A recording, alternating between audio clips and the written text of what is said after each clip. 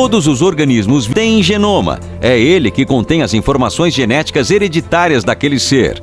Compreender o genoma ajuda a estudar os seres a quem aqueles dados pertencem. Em linguagem técnica, esse levantamento pode ser definido como os processos bioquímicos que permitem identificar cada nucleotídeo em uma cadeia de DNA ou RNA. Dessa forma, a informação genética do organismo vivo em estudo pode ser lida letra a letra na sequência em que elas aparecem.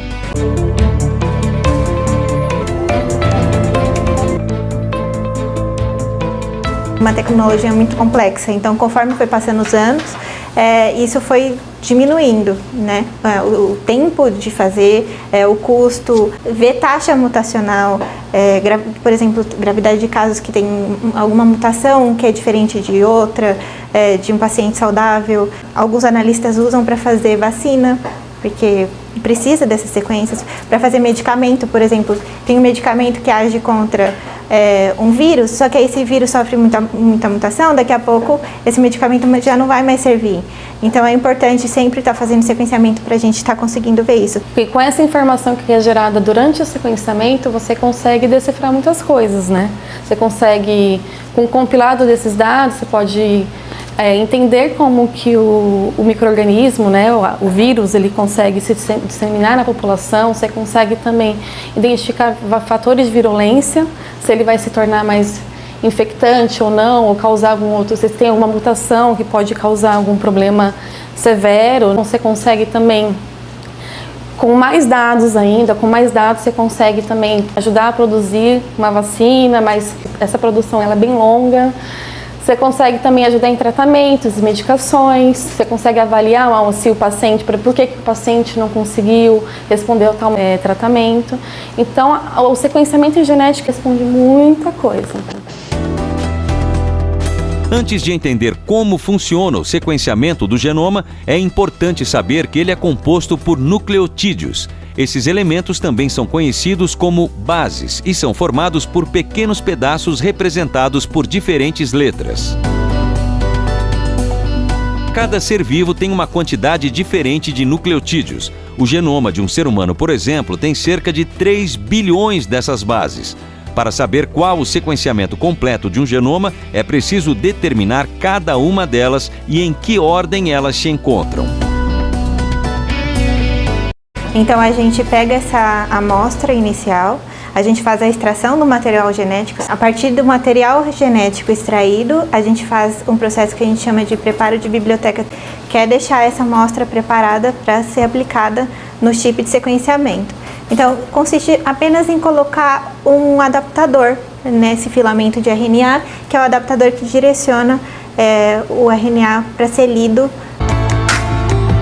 O primeiro passo para começar o processo de sequenciamento é preparar a amostra a ser utilizada. Para isso, é necessário submeter o fragmento de DNA a que se quer analisar a uma sequência de procedimentos. Durante esse processo, são inseridos diferentes reagentes na amostra e elas são submetidas a várias etapas. Uma vez que a amostra esteja preparada, ela é inserida em um sequenciador. No interior desse dispositivo, há proteínas com nanômetros de diferentes diâmetros que são submetidas a uma corrente elétrica. E é justamente ali dentro que o processo de leitura das bases acontece. E no momento que passa as bases de DNA, que são aquelas letrinhas, cada base daquela altera de maneira diferente essa corrente. Então, formam sinais elétricos. Então, por exemplo, uma base A altera de um jeito, uma base T de outro. Depois disso, a gente faz a análise bioinformática, que passa essas alterações elétricas para a base. Então a gente sabe, a gente consegue montar esse genoma e ter o genoma completo em seguida, depois das análises. Então, para fazer o sequenciamento, é necessário digitalizar pequenos trechos do genoma para que os nucleotídeos possam ser lidos separadamente. Como a quantidade de bases em geral é muito grande, a análise é feita com o auxílio de recursos computacionais de bioinformática. Depois que cada um dos nucleotídeos é examinado, é possível remontar a sequência na ordem correta com o auxílio de algoritmos específicos. Por isso, o avanço da tecnologia tornou possível processar genomas em menor tempo. Quando se está fazendo um teste para determinar a paternidade, por exemplo, a sequência de bases obtida após o sequenciamento é comparada. Nesse caso, a técnica é capaz de indicar quando um indivíduo é, de fato, pai ou mãe de outro.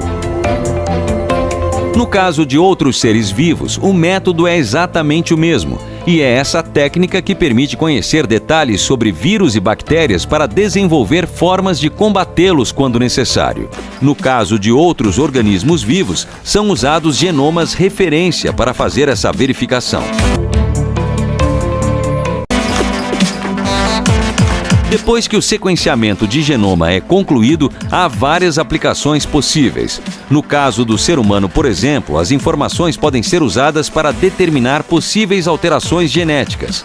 Já no caso de vírus, elas permitem desde saber como agir diante daquele micro-organismo, dependendo de quão infectante ele é, até criar vacinas para combatê-los.